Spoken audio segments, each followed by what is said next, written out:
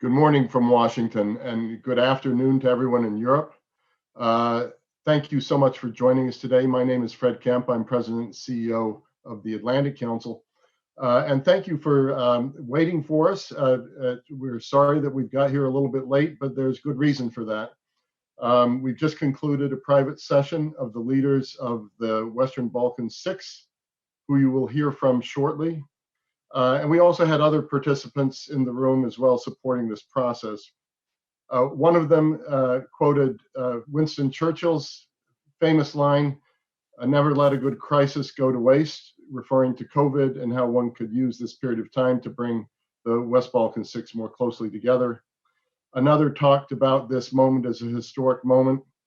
At this summit on regional economic cooperations, the leaders are taking bold action to stimulate post-COVID-19 economic recovery, boost the region's long-term competitiveness, and strengthen its attractiveness to investors. This is not business as usual. We are delighted in that spirit to welcome you all to our Western Balkans Partnership Summit hosted by the Atlantic Council. We at the Atlantic Council are deeply committed to the Western Balkans and the region's integration into the Transatlantic community and, of course, into Europe. Spearheaded by our Future Europe initiative, our work seeks to, first, reinvigorate U.S. engagement in the region. Second, promote a more effective U.S.-European leadership around these issues. And third, foster cooperation among key actors to drive forward a democratic, secure, and prosperous Western Balkans. Today, we had a unique opportunity to build on the tremendous work undertaken by the leaders of the Western Balkans and by international partners in Europe and the United States.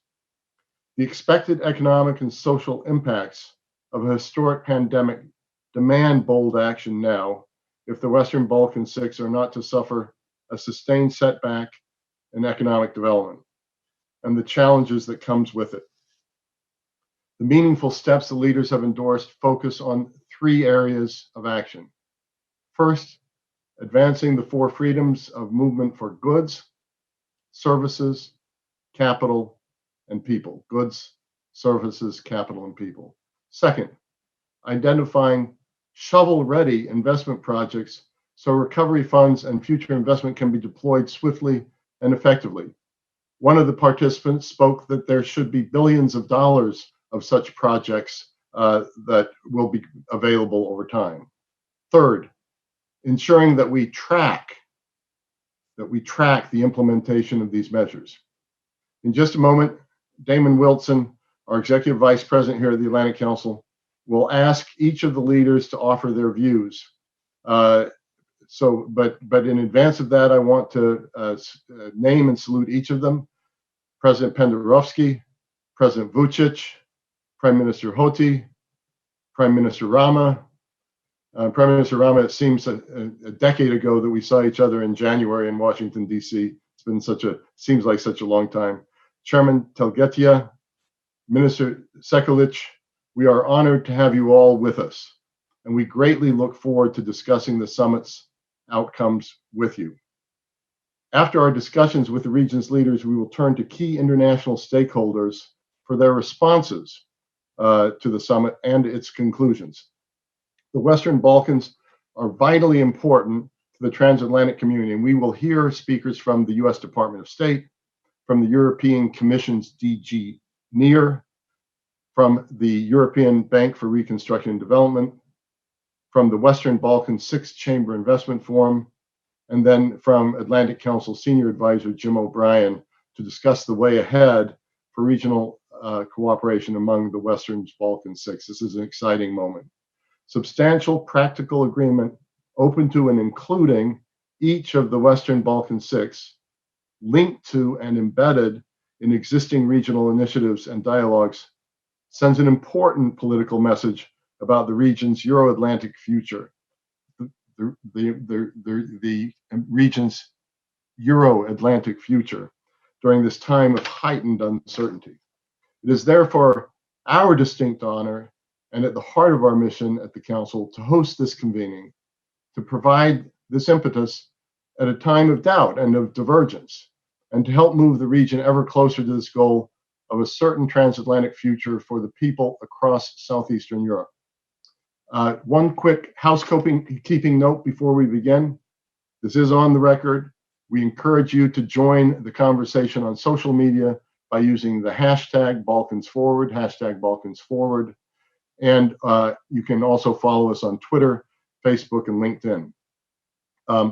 I'm going to turn to Damon now to debrief the sum and conclusions. First of all, I did want to apologize on behalf of Adam Bowler, Chief Executive of the U.S. Development Finance Cooperation, who had hoped to join us by video link. He's with the president. He's got appointments at the White House.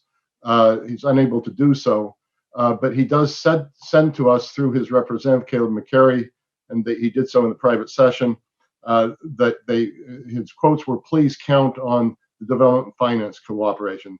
They will support this process fully and support it in a significant way." So that's from the Development Finance Corporation. With that, let me pass to Damon, but before I do, I want to thank Jim O'Brien.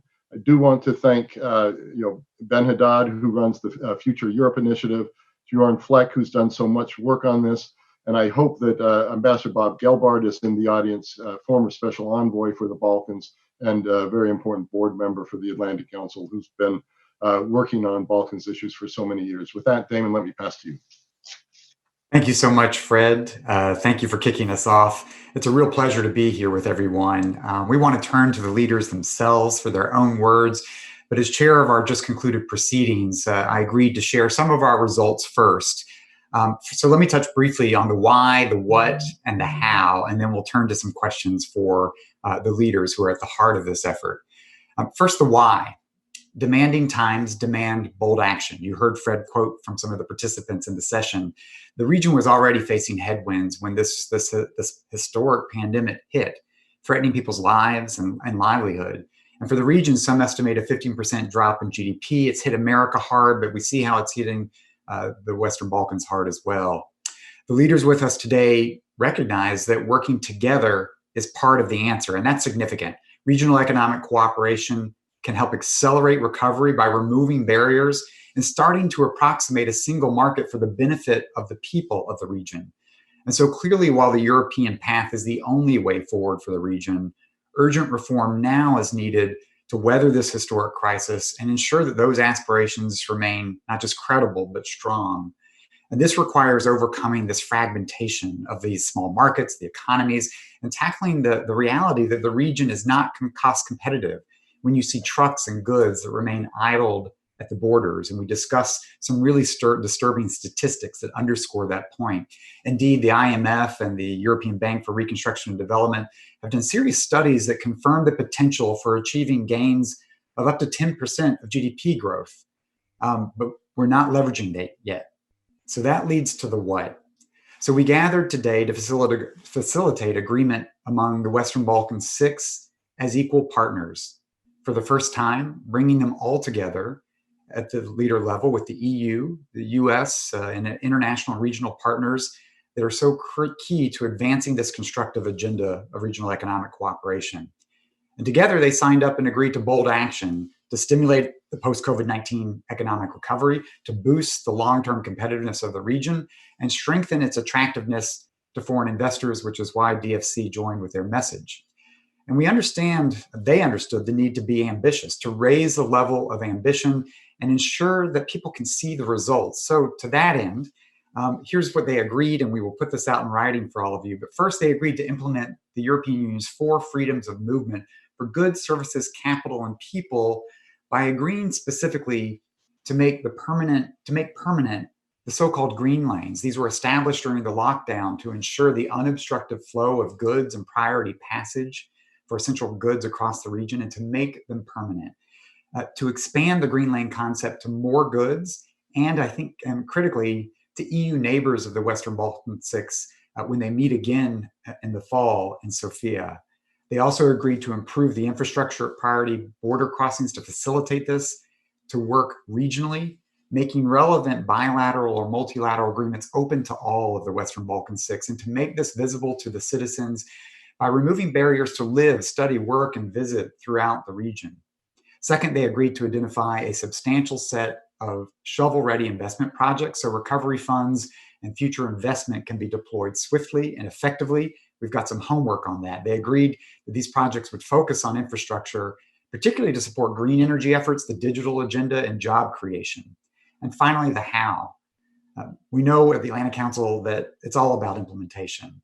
And these decisions are captured in the chair's statement that we'll be releasing shortly, where the leaders agreed to set specific benchmarks to hold the Western Balkan Six accountable for implementation, agreed to specific actors who would track these to ensure implementation of the measures, and tasked their Sherpas who have done tremendous work with following up, where we agreed to assess when they reconvene as leaders at the Sofia summit this fall. So these are not just technocratic matters. Rather, they require political will and leadership. They define statesmanship. And they're about offering the people of the region the prospect of a better life at home. So without further ado, I want to turn to our honored guest as we debrief the summit conclusions and hear about next steps forward from them. So with that, maybe I can turn to President Stevo Pendarovski first. President Pendarovski, let me just ask, North Macedonia has had a crucial role to play in supply chains throughout the region and into the European Union's single market. For example, your country can gain from enhanced economic opportunities in the wake of PRESPA to accelerate commerce from Greek ports to the rest of the region and into the EU. What is your specific perspective on the need for and value of regional economic cooperation in this moment today? So hi, Damon. Can you hear me? Yes, Mr. President. Hi, Damon. Once again, and regards to everybody during this public session, we have already seen each other during the private one or closed one. Now referring to a question, in essence, we are speaking about Corridor 10, which up to the signing of the PRESPA agreement was not used. Everybody knows that in full capacity. Until 2018, believe it or not, Skopje and Athens have not in place any single bilateral agreement signed. And despite the general perception about PRESPA, the agreement is paying a lot of attention to the economic cooperation in a number of provisions. In short, in the document, North Macedonia and Greece agreed to institutionalize a structured dialogue regarding, among other issues, border procedures, bureaucratic impediments to the free flow of goods, services, people, and capital, the very core of your initial paper. They're speaking about energy connectivity, infrastructure, provisions. There are provisions on investments, tourism, trade, and transport. Provisions for overcoming institutional, administrative, and tax barriers. In essence, everything we are discussing about today. Article 13, I would like to turn your attention to that. Article 13 from the document is very important to us and for the wider region, I believe, because it stipulates that, having in mind our geography, we are a landlocked state. The parties shall be guided by the relevant provisions of the UN Convention on the Law of the Sea. In other words, North Macedonia should have unimpeded or free access to the port of Thessaloniki, which is of huge importance to us, to our economy, but I believe for the rest of the Western Balkan economies as well. And of course, of importance for the Greek exports, since Western Balkan is their shortcut to the common European market. I have in front of me some statistics. I would like to bore you with the numbers about the trade and tourism and the complete flow of the people, vehicles, ideas, capital, and so on and so forth between the two countries, comparing the periods before and after the PRESPA agreement was signed. And of course, not including the period when Corona started. And in short, it is showing a clear increase in the trade between Greece and North Macedonia, but between Greece and the rest of the European Union market, but going through our territory. So to go on to your question once more, it is true that the PRESPA agreement was a kind of a huge enabler, I would say, of the pan-European trade, not only speaking about the bilateral cooperation in that area between North Macedonia and Greece. Thank you very much, Mr. President. Good to hear you from Skopje, and thank you for those words. I want to turn next to Prime Minister Rama. In Tirana, you were an early champion of greater regional cooperation, and in fact, You suggested that the Atlantic Council convene this leaders gathering when you were here with us in Washington in February before we unfortunately had to shut down our transatlantic travel. Can you explain to us what's driving your engagement on this issue, and specifically why is it a priority now? How do you think this helps the region as a whole? Thank you, Damon, and let me first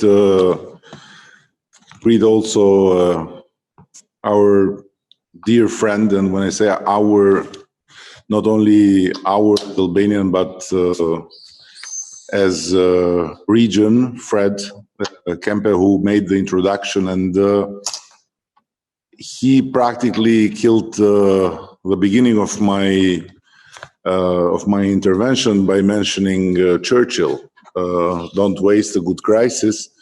So having seen behind him a book of Van Gogh, I would go to Van Gogh and would start by saying what Van Gogh said: great things are done by a series of small things brought all together.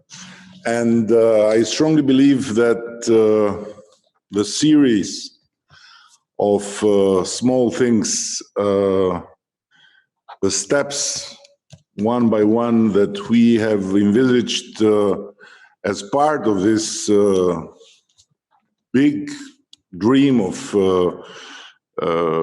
region that develops through peace and cooperation are crucial, and are more crucial now than they were before the pandemic.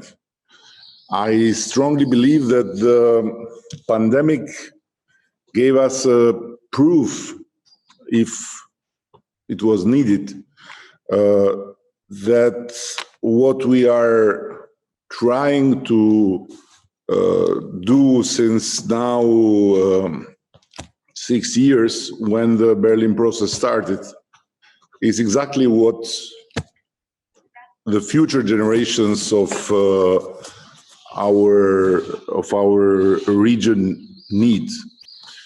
According to the EBRD, the Western Balkans are expected to be hit by a recession of approximately 8% and in 2020. And it looks like in the prediction is the region that will be hit the mostly, or among the regions that were taken in consideration by EBRD. Each of us has been hit in different ways, some by fragmentation of value chain, others by fragmentation of supply and production chains, and us, for example, or others as us, by dramatic decreasing number in tourism and service economy.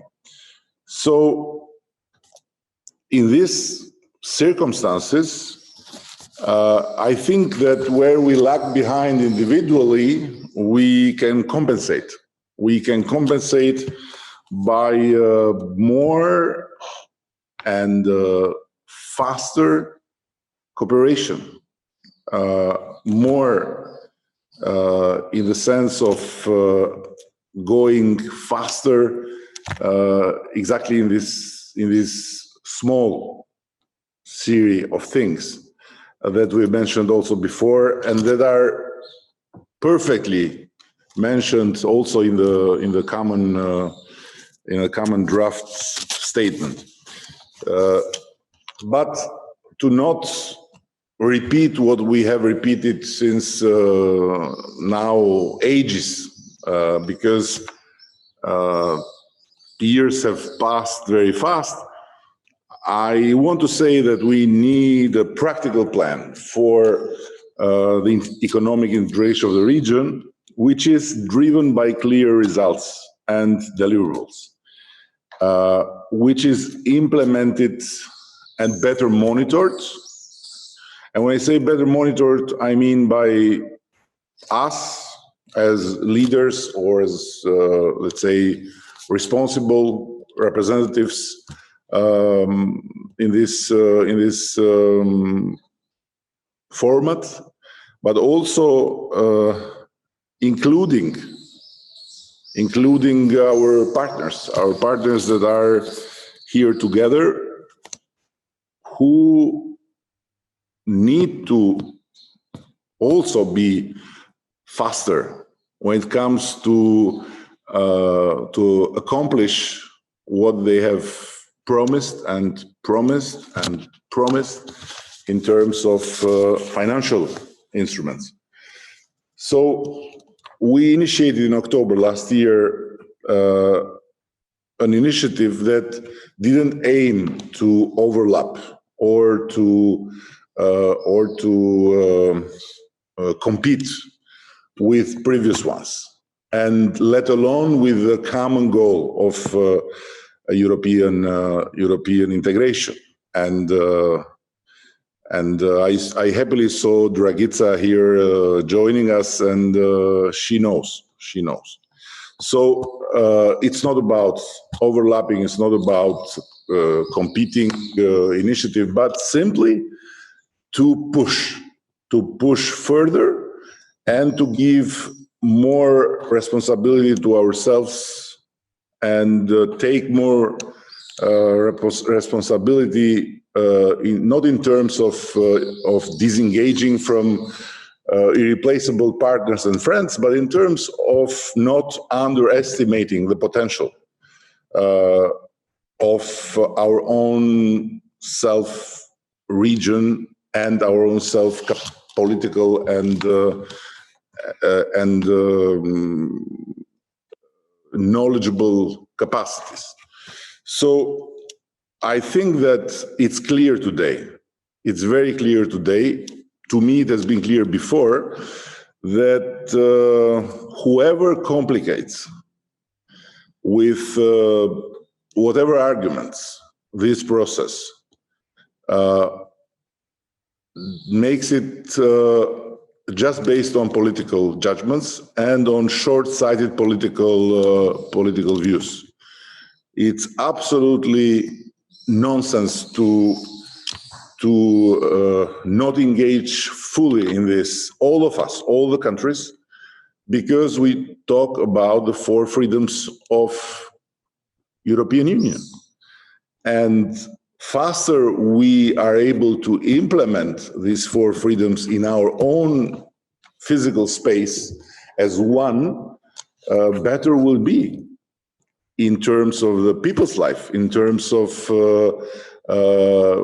facing even the challenge that we all have to face during and after this pandemic. So to not take more time, I would say, as we promised last November in Tirana, in the framework of what I have called and will continue to call Western Balkan Schengen, welcoming whoever wants to be here but not mention the word Western Balkan Schengen. We must bring results in all that has been absolutely very specifically and rightly reiterated in the drafts. So, of course, this will require, I say it again, that our friends and partners are here with us not only in words but also in deeds. Sure, I'm not saying that they have not been, but I'm saying that as we have not been enough capable to transform the words in deeds, they have not been too, frankly.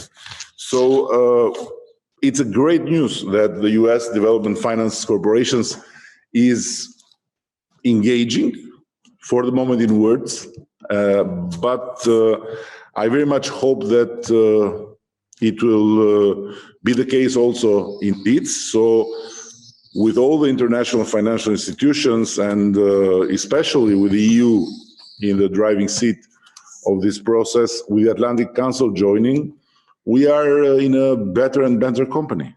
But it's essential to be able to deliver.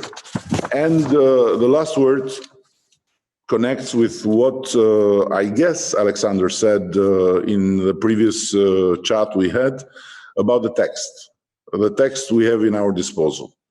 I join him in praising whoever engaged and coordinated the text, for sure Jim, for sure Damon, for sure whoever else, but it's very important to not forget our people. This text is the result of great work of our people, all the people that have been engaged in all the countries, which shows that we have our home know-how about what needs to be done. Now, the challenge is to do it. And in Tirana, if I'm not wrong, and Veva Calavera can check, because in EU they always take note and they check. But I think we talked about the scorecard, the idea of preparing a scorecard of the implementation of commitments, and the RCC, if I'm not wrong, engaged to have a role in helping this scorecard to be implemented. It's important to do it, and I fully engage on behalf of my country, my government, to move forward on that, and I invite all the other colleagues to move forward on that. And I fully support whoever before me said that as easy as we can gather when we are phone calls by the Atlantic Council or by the EU Council or by whatever English-speaking council, we can do it in English among ourselves, and we can do it monthly.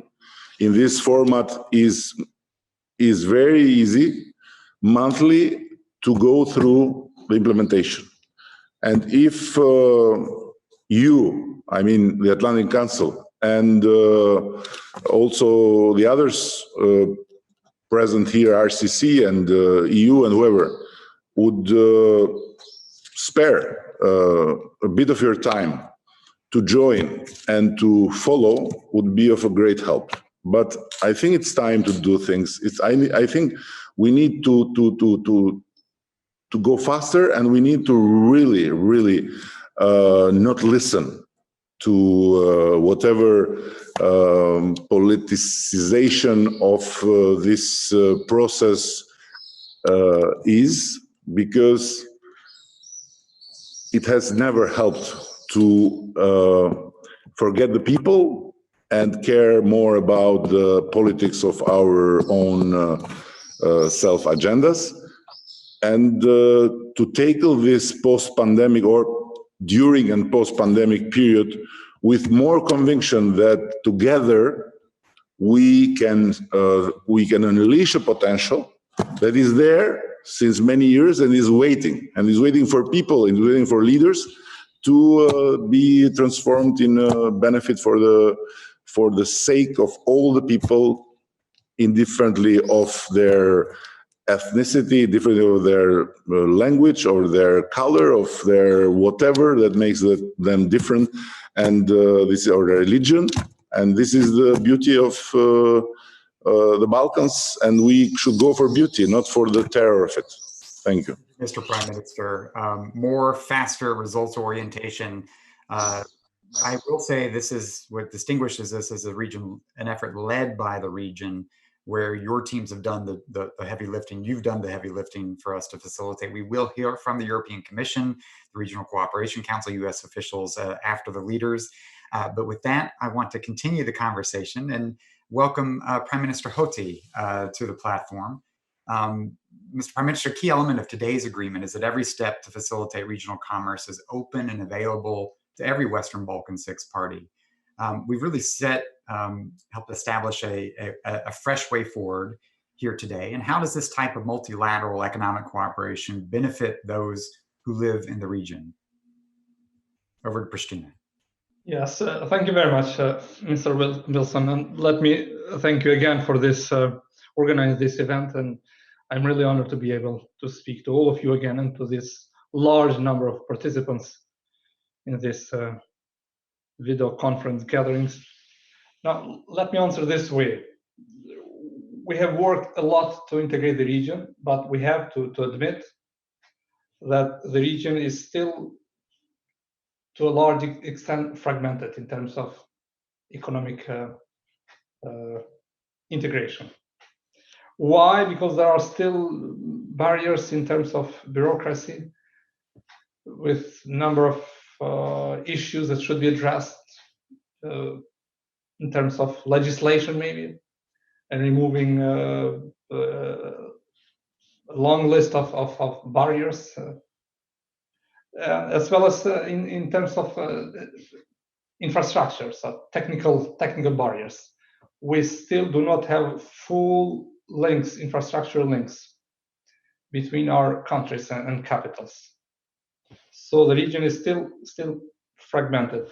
What I can see today, and from previous meetings as well, is that there is full willingness among all leaders of the region to work together in trying to remove these barriers immediately and to engage in large-scale projects that would link our capitals and our countries. And it's great that now this multilateral approach of cooperation and the idea that if two countries have a bilateral agreement, that agreement should be available and those conditions should be available to all other countries. I think that would help to immediately and very fast to remove the bureaucratic barriers that we have among each other. I think this is the only way for us to complement each other, because as I said previously, our economies taken individually are small in terms of market power and market demand. If we manage to work together, I think we could complement each other. And second, we can make use of economies of scale between each other, especially in some sectors where we can work together, we can complement each other, and we could be attractive to countries beyond this region. So thanks. Thank you very much, Mr. Prime Minister. I appreciate that. I want to turn to Podgorica, to Minister Sekulic. I have to say, I'm joining you here from Washington. I have a slight preference, perhaps, that we all be gathering in Budva right now. But for you, it's an important time for Montenegro. You're headed into elections while also leading the movement toward European Union accession and integration in the region. And Montenegro has been a consistent voice in support of greater regional cooperation around growing a green economy. So where do you see the greatest investment potential in the region? Madam Thank Minister. you, Damon. Thank you for this opportunity and for organizing all of this to meet each other, even in this kind of the atmosphere. When we are talking about movement toward the EU, as you know, Montenegro recently opened its last chapter in negotiation process with the EU. We deem it is a very important message for our country and our citizens, but also for our neighbors. It shows that the accession process even sometimes may look slow and complicated, awards hard work, and that we are on a good way. We invested a lot in harmonizing our legislation with EU rules, and we made our business environment very familiar to the European investor. And when you mention the election, majority of the political parties are talking as much and more from elections to elections about our way toward EU, which is really good signal for our society. When we are talking about the regional initiatives, for us, it is of the utmost importance that all regional initiatives are brought into mutual harmony, and that in each of them we recognize a chance for further progress to achieve the standards required for full membership in the Union and accession to the EU single market.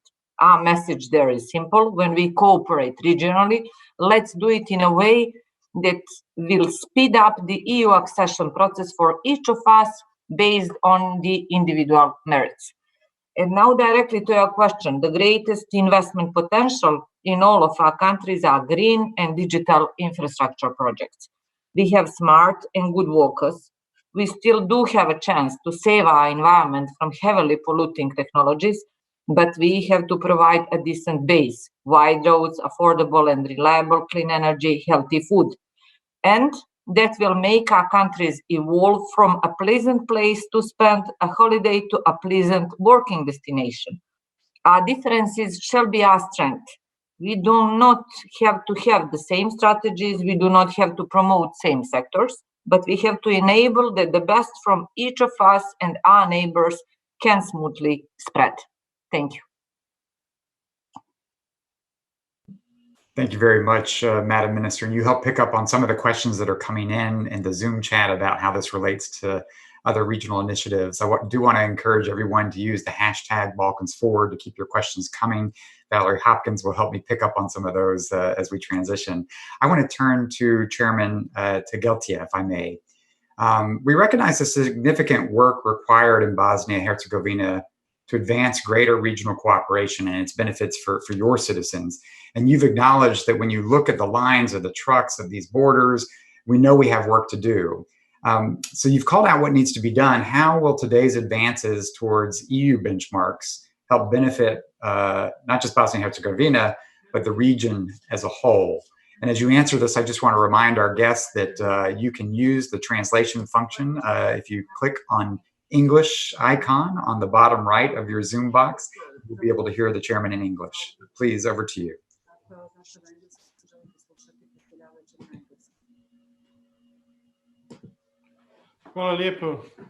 Thank you very much. We're looking 1,000 kilometers of people on the border crossing.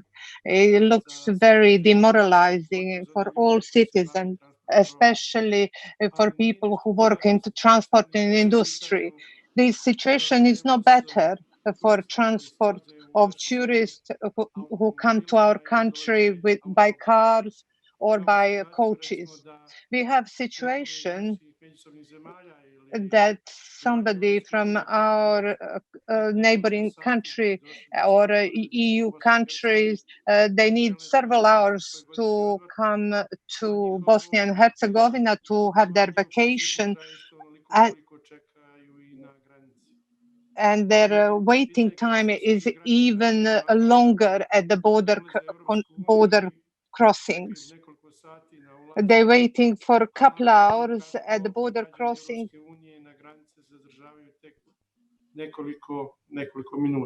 Our citizens waiting for hours, while citizen EU only passing quickly border crossings. We're looking for universal solution and to reduce too many people at the border and our access at the borders in the EU. And our aim is to be equal partner, a member of EU, and have easy crossing amongst us. We know that is not a realistic solution, but there is enthusiasm on our side in countries, Western Balkan, but there has to be enthusiasm from EU. How to sort this, find solution in regard to transport? We have to invest in infrastructure and try one part of transport which exists between our country and the Western Balkan and connect with the train transport which we used to have, and especially to invest in the border crossings, improve infrastructure, and allow people to quickly reach border crossings. And because people are staying too long at the border crossing.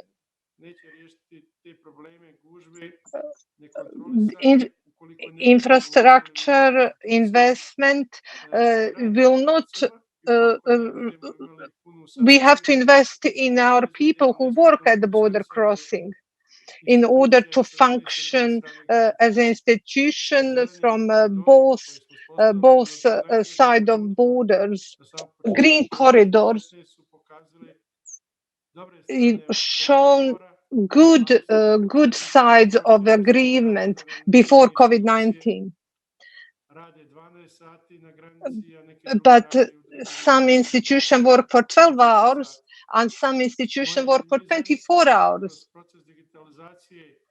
Through process of digitalization, our institution should aim to stay at border crossing as least as possible. And if you take into account goods from neighboring countries, can be passed if inspection gives verify the goods, and there is no need to wait for long for administration. I think investment in digitalization is very important in all of our administration. I really want to again emphasize to shorten the staying at the border crossing because of the price increase. We hope that we will, at summit in Sofia, we will agree about investing in infrastructure, and there will be enough level people who will be interested to connect countries of Western Balkan. At the end, I want to add, it's very important for us in Bosnia and Herzegovina that this is very positive and acceptable.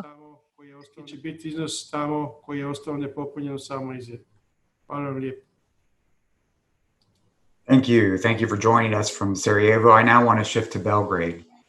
President Vučić, you have been focused on growing Serbia's economy, and the region is taking important steps forward today. So how does this impact the prospects for further regional growth while still advancing toward EU green and digital goals? What do you want to see come next? And perhaps there have been some comments in the Zoom coming in about how does this really help tackle the issue of brain draining and providing a pathway for people at home. But over to you in Belgrade. Thank you, Damon, once again. To tell you the truth, no one else has said it so far. I hate this. Firstly, we had a very, dare to say, productive private session, and now we have to act as politicians, because everybody is watching this, which will always bring, and it has already brought something different, some different voices. Anyway, once again, would like to praise your great work, Damon, and Jim's great work and together with all our people on this very concrete paper, which is of an utmost significance for us in Serbia, and wanted to emphasize several facts. You notice that everybody was speaking about European investment package that we are waiting for, and we are profoundly grateful to Europe on that, and we in Serbia wait for that as well. But I wanted to stress just one thing.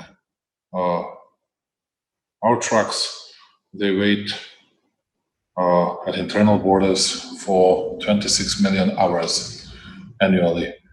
And if you analyze that situation, you can come up with a conclusion that we can save up to 7% of operational costs if we cut all these procedures, all these bureaucratic procedures and everything else, which is, the conclusion is we can save more money than we're gonna get from anyone from the world. It means that we should stop underestimating our power, something that is in our hands. We should change ourselves. We should work more dedicatedly on this region. We should do our best to build the real trust and confidence between us.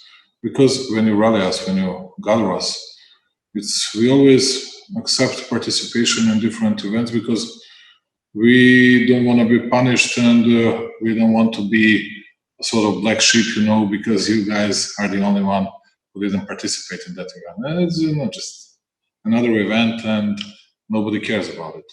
I really think that this Eddie's idea is a really good idea, that we should accept it. It's an idea. He had a very good idea on a 5G network as well, but this one, it's even more important to all of us, which is we should create this sort of summit once a month, and if we do it once a month, then we can do this tracking implementation that we have discussed so far. And I'll tell you one more example why that is very important for us. We started speaking about 6-7 years ago under the auspices of Angela Merkel in Berlin about building that highway between Niš and Pristina, which is something very, very important, something very tangible. Although we had political problems to sell it here in Belgrade, I think that was very important for Serbian people, for Albanian people as well, something that will create better environment for all of us. Now we're going to start constructing that highway after 7 or 8 years. We need to be much faster. It's not Angela Merkel that was late in bringing some decisions, in resolving bureaucratic issues, red tape issues and everything else. It's us. And now we resolved everything with EIB, and hopefully we're going to do it. And I think that's something that can create a different atmosphere between all of us. We can go to Durres because for the first time, to Saranda. I've heard for the first time some people liking that part of Albania, their beaches and everything else. But people will get to know something different which they haven't done so far, and vice versa. Albanian people will come to Belgrade, and not only to Belgrade, to different parts of Serbia, and will start liking our country, and that's what I'm very certain about. Wanted to say that it's very important that Caleb McCary participated in this event, Matt Palmer as well, and I just wanted to ask once again Mrs. Genoveva about green lanes with European Union countries, which is once again of an utmost importance for us. And if Atlantic Council is too busy, I have this just to add something to Eddie's proposal, that we can use RCC more, and Melinda can bring us together. We have no problems with that. Once a month, and I think it should be discussed by us, every single issue. Why that, what Mr. Tegeltia has just mentioned, why we have some border crossings which are open for 12 hours, not for 24/7, with veterinary and phytosanitary inspections and everything else, and why we can do it, why we cannot do it in a much more efficient way, really swiftly and smoothly. And I think that these are very, very important issues for an entire region. And at the end, I know I do understand all the political differences as political veteran. There is at least one country that would like to escape from the region. There is well-known political clash between Belgrade and Pristina. It's not a fault of Abdullah Hoti or of, dare to say, even of myself. We will have to do our best at least to try to resolve that issue, although I'm not absolutely optimistic about it.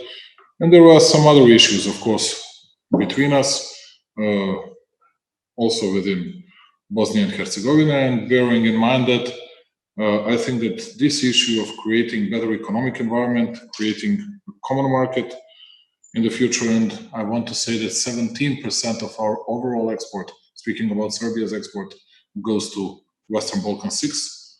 which shows that this is the second biggest and the second most important market for us after European Union, which is around 67%.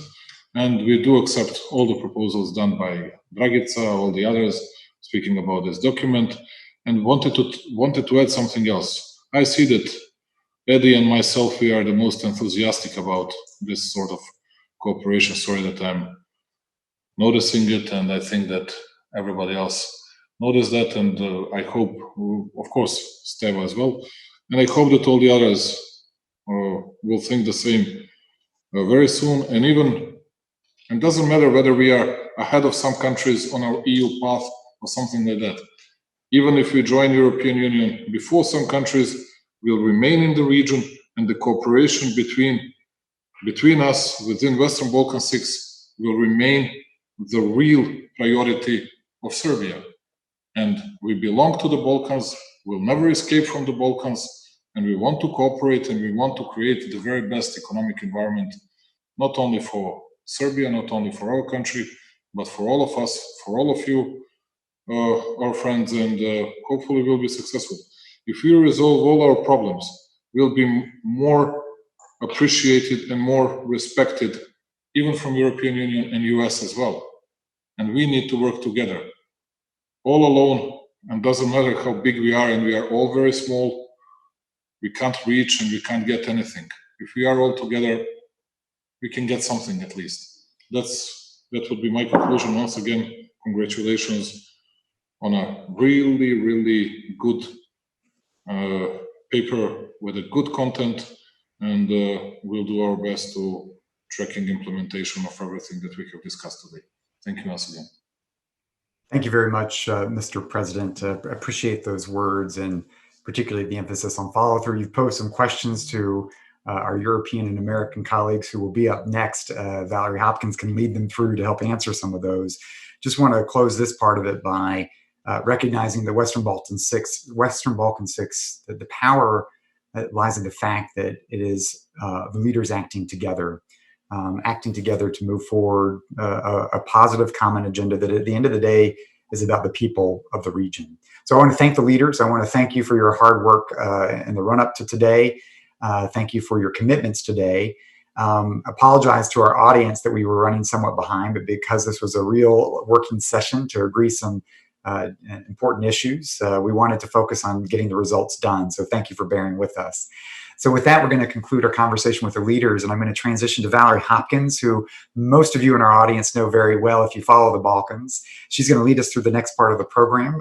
Valerie is, of course, the Southeast Europe correspondent of the Financial Times. She knows the region intimately well, has been writing on these issues. Valerie, over to you. Hi, Damon. Thank you so much. Thank you very much to the Atlantic Council for inviting me. And I'm really looking forward to our part of the panel. I hope that we will be candid and open and honest. And as President Vučić said, there was a real discussion going on. A lot of, we were spared of the sort of political niceties. I was not privy to that discussion, so I was hoping actually to ask Jim O'Brien, who's the senior advisor to the Atlantic Council's Future Europe Initiative, if you could give us some of the key takeaways and maybe tell us if there were some breakthroughs, and what do you think are the most important elements of the discussion that was just had. Thanks, Valerie. Yeah, it was a good open discussion. So I'll try to offer a little bit of context and respond to some of the questions that have been propped up on the chat function. I think the heart of this whole process is that we wanted to try to set a level of ambition for the existing processes. So the others on this panel work in their day jobs to encourage European integration and greater regional economic integration. And what we needed was for the leaders to say how ambitious they wanted the region to be emerging from the pandemic crisis, and as well as the need to make transitions in the green and digital area. So what happened around that effort? The first is a recognition of the huge opportunity in front of them. So the IMF has said that the states in the region can have a 10% increase in their GDP above pre-pandemic levels if there's greater regional integration. And I think Susanna will talk a little more about work the EBRD has been doing about that. This opportunity only grows because in the aftermath of the pandemic, more and more companies are going to be interested in bringing their supply chains closer to Europe. And that's a huge opportunity for this region of 18 million people. So how do they plan to take advantage of this? They want to, first off, just see the existing processes be as ambitious as they can. And so Melinda will talk about how the RCC, heading toward the summit that will be held in Sofia in November, is going to be able to push for even more initiatives that will show citizens of the region opportunity in front of them. What are some concrete things that have come out of this meeting? And I'm just going to take 90 seconds to walk through a few. The first is, frankly, the fact that all 6 sat down together and endorsed an ambitious program.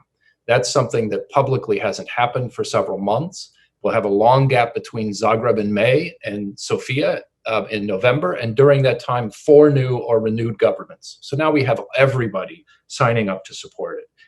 It's also helpful that they did this in a venue that was transatlantic.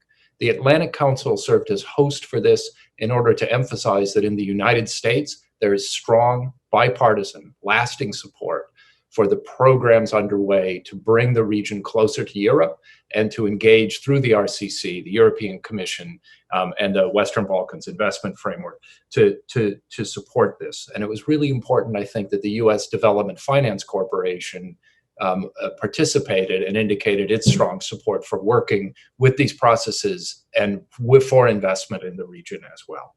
Now, specific things. The first commitment here was to deepen regional integration even more. Obviously, these are statements people make all the time, but here you had all 6 saying them, and in particular, they identified two principles that will guide them as they prepare for the ongoing work. The first is they want to see the green lanes at borders made permanent and then expanded. So the work over the next months will be how far can they be expanded to include EU neighboring states, to identify new goods that can be added. This is incredibly important.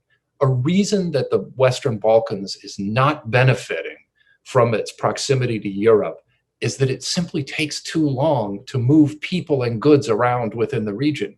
It's 26 million hours a year of trucks sitting at borders, people having difficulty working, studying, traveling around the region. And now those things will be addressed over the next months. The second thing is a real commitment to treating agreements as regional agreements. So we talked about the importance of any bilateral agreement serving the broader regional goals, but also being open to everyone. So this way, when some states rise up, they'll pull others along with them. And for all 6 to sit and say that right now is a really important objective. 2 more points from me.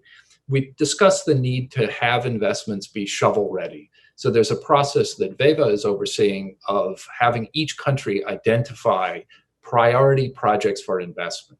Some of those will be long-term infrastructure investments critical for the transitions the region needs. But some of them can be have immediate impact. And so the leaders agreed that they would start focusing on projects that could bring results to people soon. And this is a change in emphasis that's important, and it brings with it, I think, a couple of practical steps. The first one is that the leaders acknowledge they have to do work at home. So the work starts at home to make sure projects are actually prepared, that processes are in place, that reforms are there, and that the political impetus to see the projects brought forward is completed. And to that end, Prime Minister Rama suggested that the leaders meet very often regularly, even just amongst themselves or with help from Melinda and her team.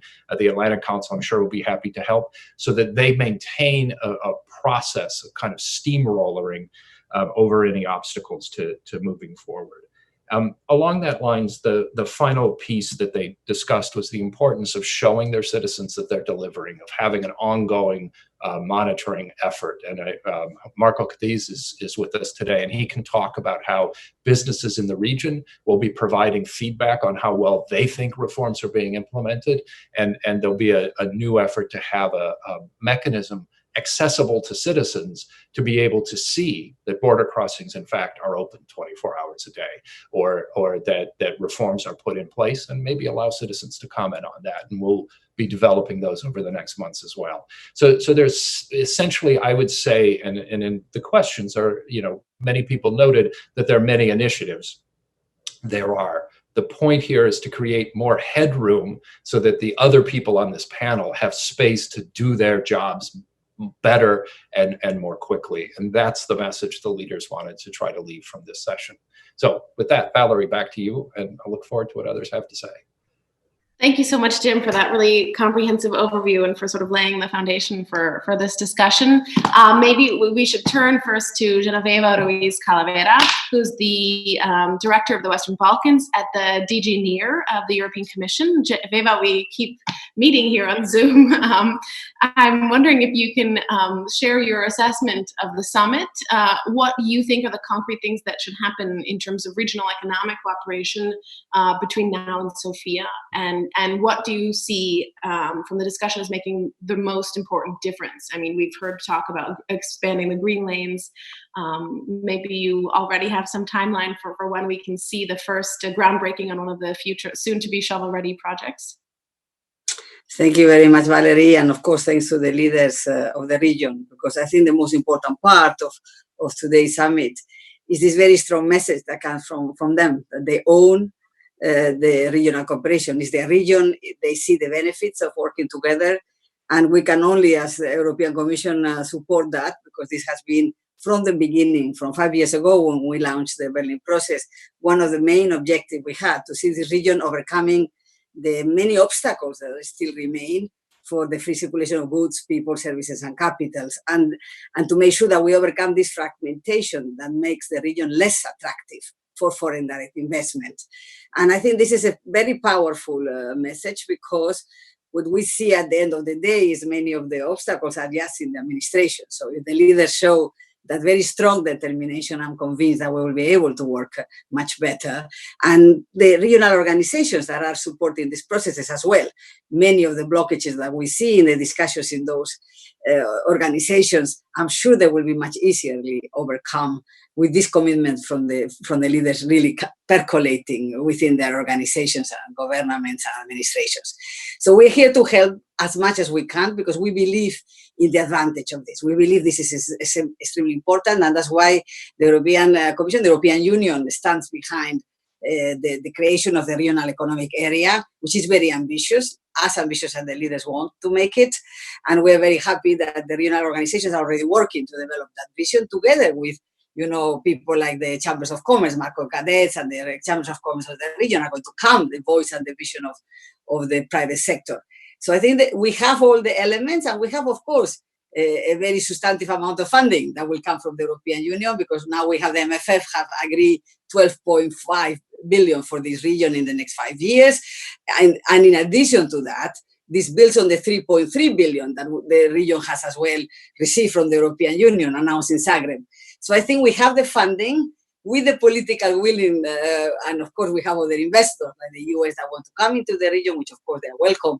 So the situation is promising.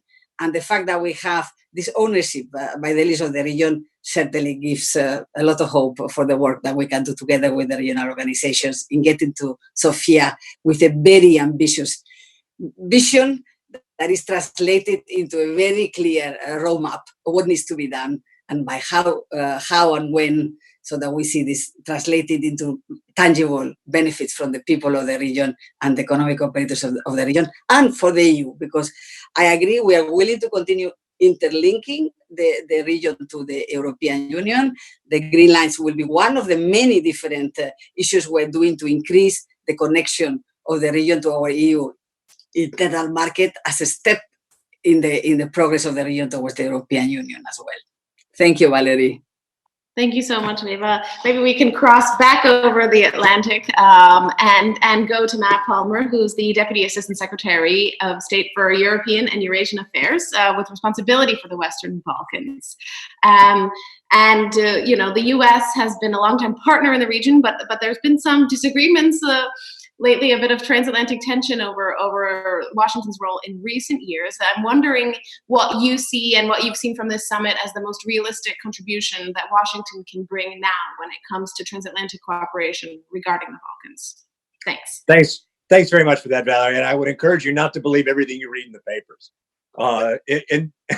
In truth, the relationship between the United States and the EU, it has been, continues to be, will be, as long as I have anything to say about it, one that is fundamentally cooperative. We have the same shared vision for the future. We see the Western Balkan countries as members of the European Union, as countries that have made the reforms that are necessary in order to advance that vision, and the United States and the EU are working in partnership in pursuit of that. I would point to a couple of recent achievements that I think reflect the depth of that partnership. The first would be North Macedonia and Albania making the reforms necessary to persuade the European Council to open the accession negotiations with those two countries, to open up a clean, clear European path for both Skopje and Tirana. The June 5th agreement in Albania on electoral reform very much reflects close and cooperative partnership between the United States and the European Union. And most recently, the agreement in Mostar in Bosnia-Herzegovina that creates the opportunity for the first municipal elections in that city in a dozen years. Again, a function of close US-EU cooperation and partnership. And now we see here, in the case of the Serbia-Kosovo dialogue, Miro Lajcak, on behalf of the EEAS, convening the leaders of Serbia and Kosovo to talk about the path forward to the full comprehensive normalization of the relationship, and the United States strongly, publicly supporting that process and Lajcak's role and encouraging the parties forward.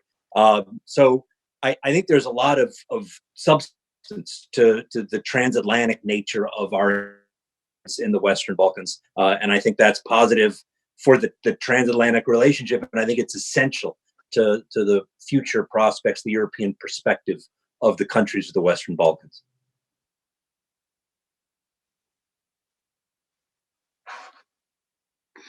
Thanks, Matt. Sorry, there was a bit of a lag there. I just, have to intentionally provoke a little bit sometimes. It's my job as a journalist. Sure. And I did read actually about all of those developments in the newspapers, but unfortunately not all of them in mine. So, do you want to highlight anything, I guess, a bit more specific in terms of what Washington can do to push this agenda forward? Absolutely. I think that what we can do is we can support and encourage the countries of the region as they come together themselves to put ideas on the table to advance cooperative approach to shared challenges. I think the Greenlands Initiative is one excellent example of this. I know Kayla McCary is on the call, and DFC is prepared to put money into joint projects. With respect to the Greenlands, we have been partnering with the countries of the region in support of the technical arrangements that are necessary to implement this.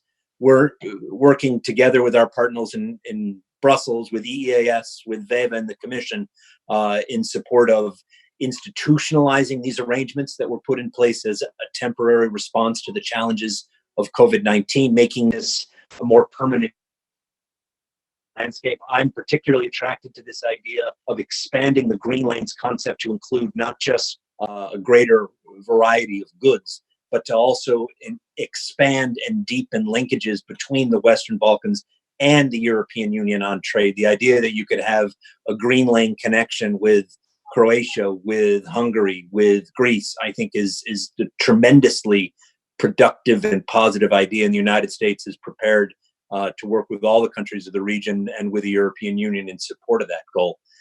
So I think there's a lot that we can do. We have been encouraging the so-called mini Schengen initiative from the get-go and encouraging other countries in the Western Balkans to take part. I think it's also important, and I would underscore this, that even as the countries of the Western Balkans work together to promote regional economic integration, that they need to also do what is necessary in order to advance domestic reforms that will help them move forward on their European path and encourage direct Western investment. I know American companies are going to look not just at the regional climate, they're going to look at the national climate, and they're going to want to know that the reforms are in place, the rule of law is institutionalized, contracts are enforceable, and that they have a predictable economic environment in which they can expect a reasonable return on investment. That's something that we can support politically, something we can support programmatically, and something that we can keep the focus on. Thank you so much. And just one more follow-up question. I've been alerted to a number of very good audience questions. So I'm just wondering if you see these initiatives as sort of sufficient to push back against, I don't know, or as a counter to some of the rise in Chinese and Russian investments that we've seen in the region. Well, I think that what we're looking at is we're looking at an environment in which the countries of the Western Balkans are pursuing their goal of a European future. The Chinese investment, Russian investment, I mean, it's normal. And I think it's terrific that the Balkan countries would be open to any investment that comes without strings, that is transparent, that is consistent with the rule of law, that doesn't rely on corrupt practices. All such investment should be welcome.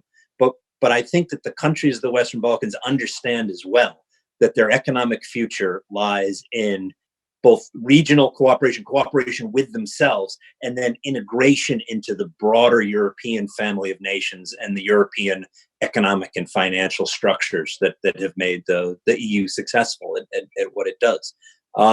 So I don't look at this as competitive. It's not like we're trying to promote Western investment, American investment, European investment to counterbalance Russia and China. What we're trying to do is we're trying to create opportunities for growth, trying to create jobs, trying to create a positive economic future for the countries of the Western Balkans predicated on rule of law, cooperation, transparency, good governance, accountability.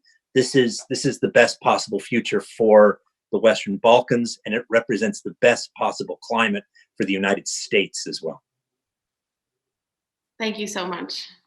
Why don't we move on to Linda Bregu, who's the Secretary General of the RCC. Sad to see you on Zoom and not in Sarajevo, where we met the last time, right after the earthquake in Tirana. I wanted to ask you, the Prime Minister Rama and as well President Vučić both alluded to the kind of uncertainty or apprehension maybe that some countries have had for increased regional economic cooperation. And I wonder if you can speak a little bit about whether you feel like some of those fears were allayed and the gaps bridged a bit by today's summit, and sort of what role you see the RCC playing in this initiative. Valerie, thank you very much. We all know that Balkans faces time after time unpredictable shocks. So from political instability to health pandemics, natural disasters. So it looks like each year new challenges arise to test the resilience of the region. About the meeting today and what we are doing. I feel that the meeting is merging, so RCC now and Atlantic Council by having this summit today. So we are merging into the agendas that have room to grow in the region. So we've been, as I said, to the restricted session, we've been discussing with Jim and his colleagues at Atlantic Council, with our team, meeting with Sherpas of the prime ministers in the region. And now I can say proudly that we have a clear plan. So the action plan on the roadmap on the new phase of regional economic integration, or the REA 2, as we call it shortly, that we look forward to be endorsed by November during the Sofia summit.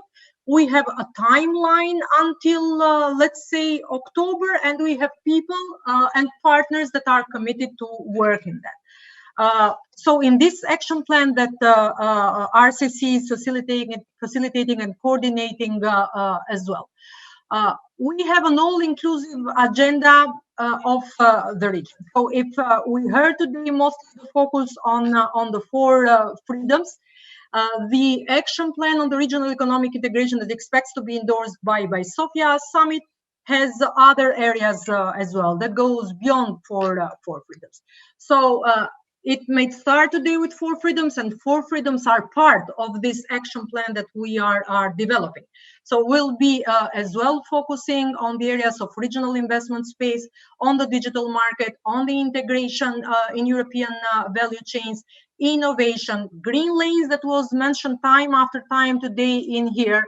It was an experience for us that we should hold together in this new normality. So the plan entails measures such as extending the green lanes beyond only emergency goods and also with neighboring EU member states to join the single euro payment area, the agreement on the freedom of state, the movement, the facilitation on the movement of ID cards. And this was expressed openly as well, and we are tasked and asked by both chairs of the Sofia summit to work on that. And you'll remember that that was one of the ideas that we shared last year in Poznan. If people cannot move at least freely in the region, then the sense of the mobility and the sense of economic integration is always going to be harmed. So for us, these are all important agendas, removing barriers for the e-commerce and for the digital content goods. And as well, yes, we have an approach that we are working and should be developed. Prime Minister Rama mentioned that, Prime Minister Vučić as well a bit, which is the scorecard. So how can we measure the implementation of what will be endorsed and achieved during this month? So we do hope that the new roadmap as well can be used as an important regional transformation tool for enhancing the intra-regional trade and for attracting more investment. So we all know that 70% of the trade is with EU of all the Western Balkans, but the intra-trade among ourselves is still in moderate numbers. But on the other hand, what we keep hearing from the business community of the region is that for them is utmost importance, for 77% of them is of utmost importance, the growing support on the regional cooperation. So they do feel that in trying to strengthen the commercial ties with the Western Balkans region is going to send a positive signal to all the economies. So it should chart our regional economic cooperation trajectory to deliver the practical results and to help the region emerge healthier, I would say, if not stronger immediately from the impact of the COVID. So as I said, I see that there is a room for synergy. We've been kind of taught and hearing a lot during all the years of transformation in the region on the Euro-Atlantic integration. Now it looks that the regional economic integration as well will have the component of Euro-Atlantic synergy.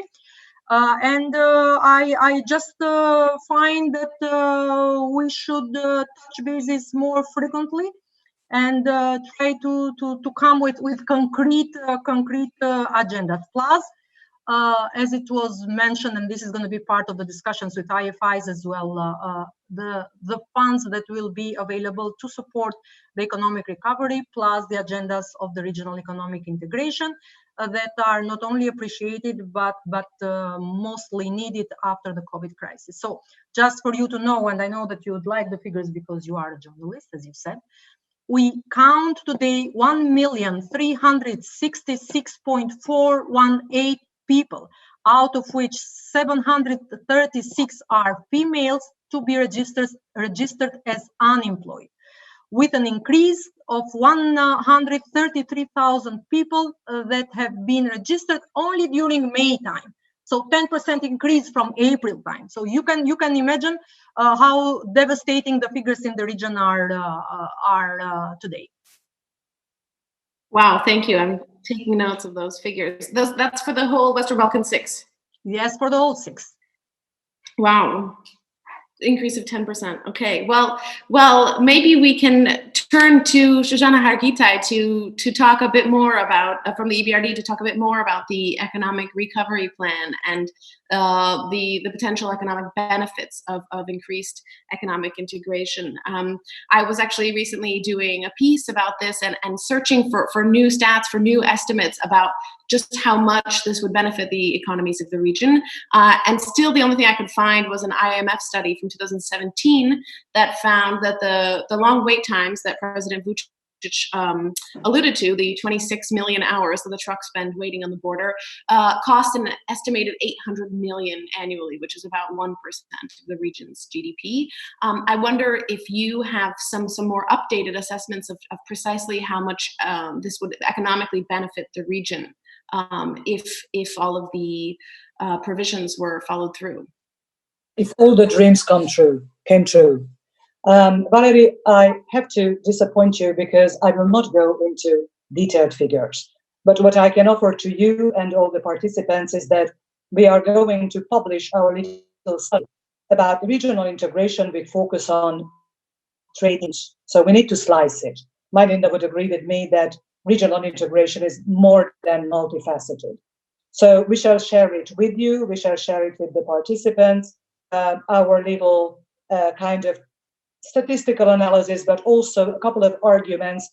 Now, I hope I don't even need to use respect to the 6 leaders from the Western Balkan countries to convince them further about the merits of regional integration. Let me suffice to say, just to share with you a couple of how to improve, at least again, from this angle of trades in goods.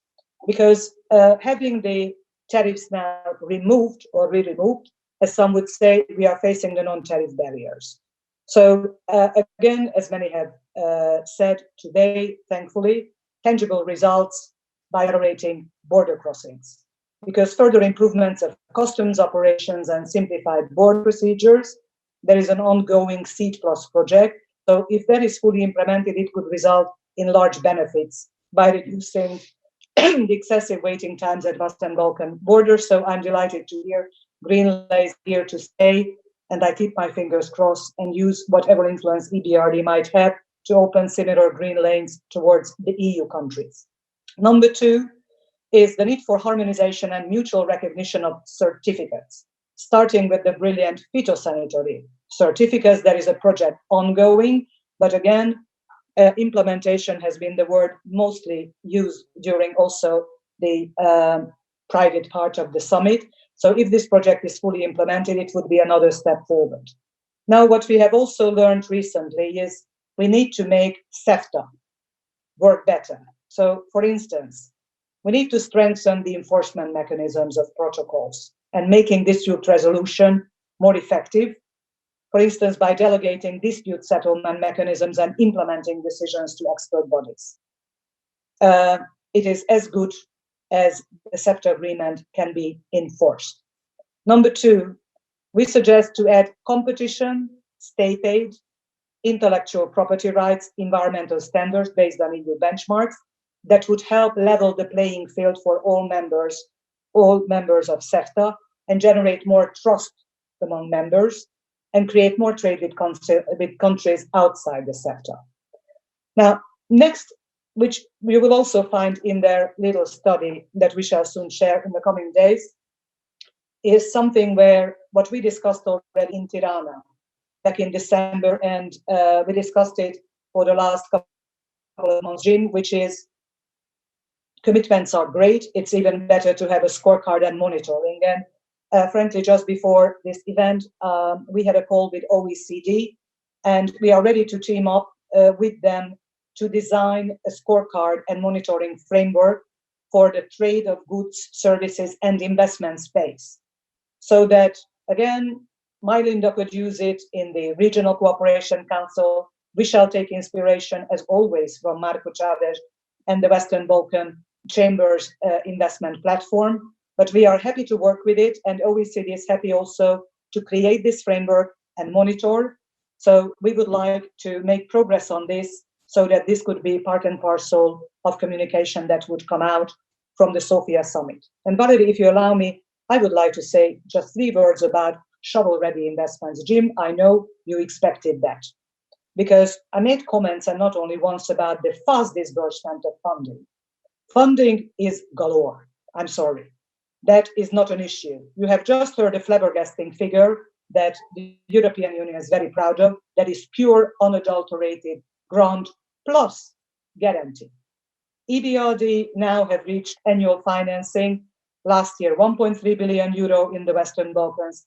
This year, yes, they stepped on the gas pedal. It's going to reach 1.5 billion. Roughly Wow.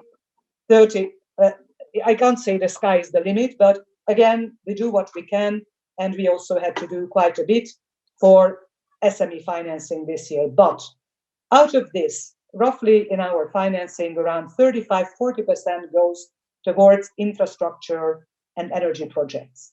We have zero problem when we have PPPs or private investors in energy projects. And I think the leaders are aware. Oh, by the way, as somebody mentioned, I cannot help using this opportunity to trumpet once again the success of Albania with the solar photovoltaic plant auctioning.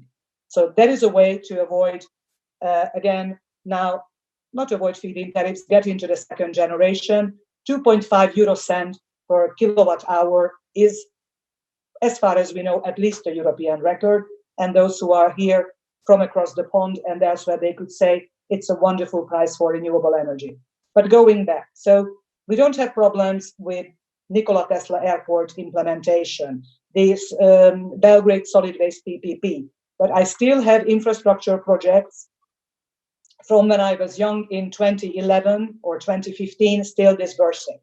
So we are happy on the one hand, and we would like to convene a call, and we shall reach out to the leaders by end of September, early October, to get the right ministers in place on how we can accelerate infrastructure project preparation.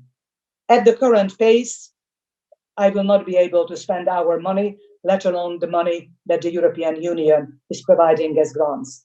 So we would like to initiate a call, a very pragmatic, non-political, how to prepare infrastructure projects to be shovel ready. Number two, we are also very happy that we can do on our own to set up a monitoring framework for the flagship projects, if they are in infrastructure, energy, that is transport elsewhere, so that there is actually a quarterly monitoring of how the preparation and implementation of those projects go. That is both for the citizen, but also for ourselves, and hopefully for the leaders, the governments, of what we need to change to accelerate infrastructure project implementation across the Western Balkans. That's all from me for the time being, Valerie. Thank you so much, Shoshana, and thank you for giving me actually a few story ideas. I'm going to revert back to you on those.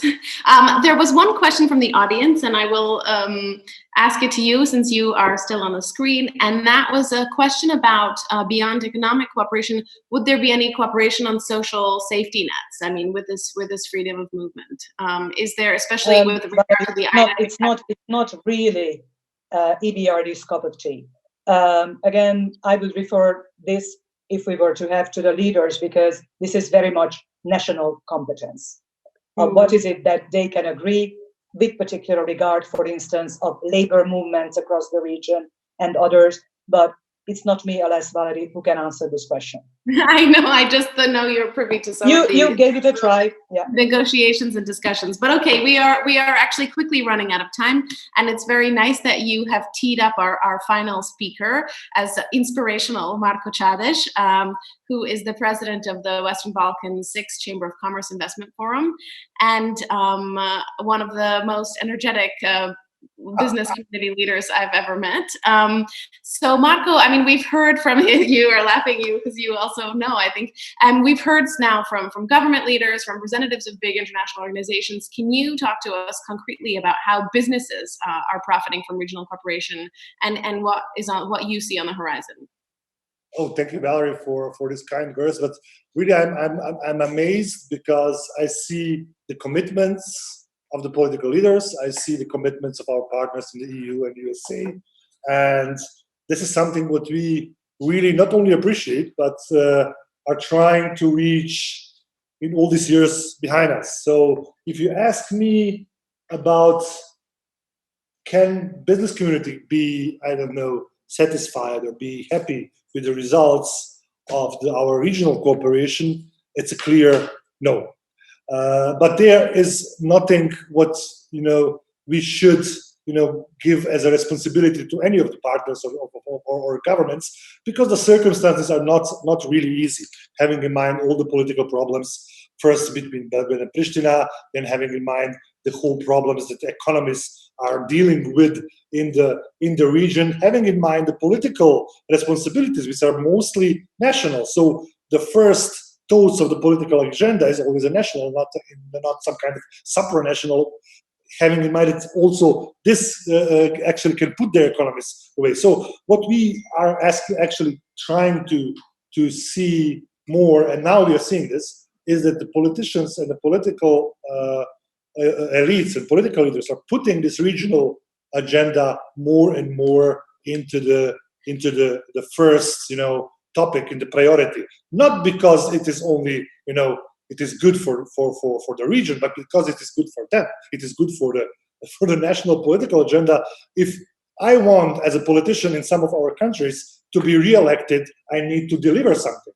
If I want to deliver something, it means I have to take the responsibility for this. And thank you, Matt, for telling us always in every meeting that we had together, but also that you had with the leaders, is take the responsibility yourself. Not wait what is coming from Washington. Do not wait what is coming from Berlin, London, or Brussels. Take the responsibility. And this is something which I think is really, really important. What we as a business community are trying now to push and to be some kind of constructive partner. We cannot make the decisions, we cannot make the laws, but we have some, let's say, not small resources to help. And I think we are representing at least 400,000 enterprises and businesses in the Balkan 6. So it's not a small resource to have. First of all, I think what we are now in the process of is settling the regional business council, which is elected 12 biggest companies, regional players, all of them not only present on one market, but present 6 or 5 or 4 markets from the VB6. They will be actually the owners of these companies will be the part of this business council, always having day-to-day upgrade and update on the things going on the regional cooperation level. Why? Because we want to establish together with them the very clear KPIs, key performance indicators for the things that we are related to. Mostly these are trade.